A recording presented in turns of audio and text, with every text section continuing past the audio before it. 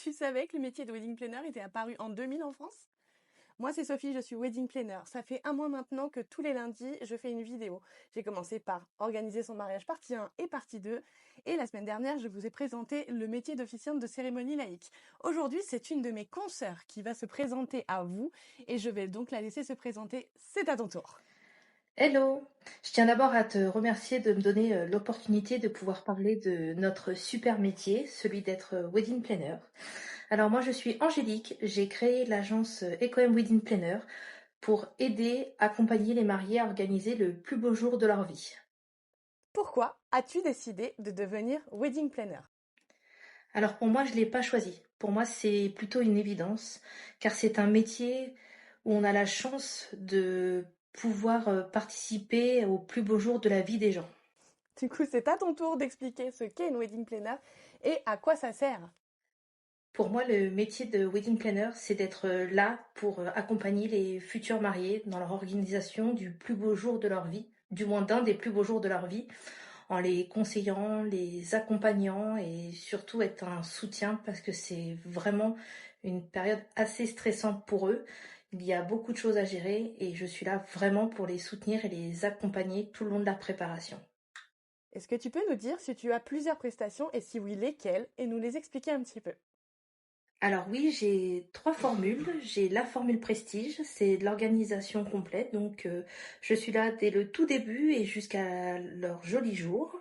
Ensuite, j'ai la formule éclat où déjà les mariés ont déjà bien avancé, ont trouvé plusieurs prestataires et ils ont besoin de mon aide pour leur trouver lesquels qui manquent et ils ont besoin aussi que je sois là pour coordonner leur joli jour. Et ensuite, on a la formule étincelle. Cette formule sert surtout à soulager les mariés le jour de leur mariage. Je fais de la coordination, donc je suis là dès le matin jusqu'à leur ouverture de bal. Voilà. C'est quoi ton souvenir du mariage le plus dingue que tu aies pu faire?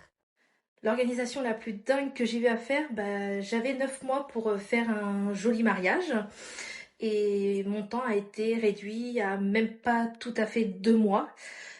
J'avais donc un délai de 2 mois, rien n'était prêt. On avait la salle, mais du coup, fallait modifier la date. Pour tous les prestataires, fallait modifier la date. Ça a été l'une de mes plus dingues d'organisation, mais ça a été l'un de mes plus beaux mariages de l'année dernière. Et dis-moi, Angélique, c'est quoi ton mariage de rêve? Le mariage de mes rêves que j'aimerais organiser, c'est à New York. Et précisément, j'aimerais que ça se passe à l'hôtel Plaza. Je pense, aux nombreuses séries que j'ai pu regarder où des mariages se sont organisés dans cet hôtel.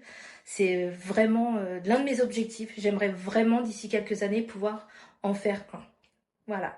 Je tiens à te remercier aussi de m'avoir donné l'opportunité de pouvoir parler un peu de notre métier parce que beaucoup de gens pensent qu'on est concurrente, mais on n'est pas concurrente, on est vraiment des collègues. Je pense que faut vraiment le repréciser parce que beaucoup pensent que c'est que des concurrentes et ce n'est pas le cas. Voilà, à bientôt! Merci Angélique pour cette présentation. Merci beaucoup d'être passée à ton tour en face cam. Je sais à quel point c'était compliqué pour toi d'y penser au départ. Tu avais du mal à te dire pourquoi je parle devant un téléphone et finalement tu as réussi. Donc merci beaucoup à toi, bravo à toi. Quant à moi, je vous retrouve lundi prochain à 19 h pour une nouvelle présentation de prestataires. Allez, ciao!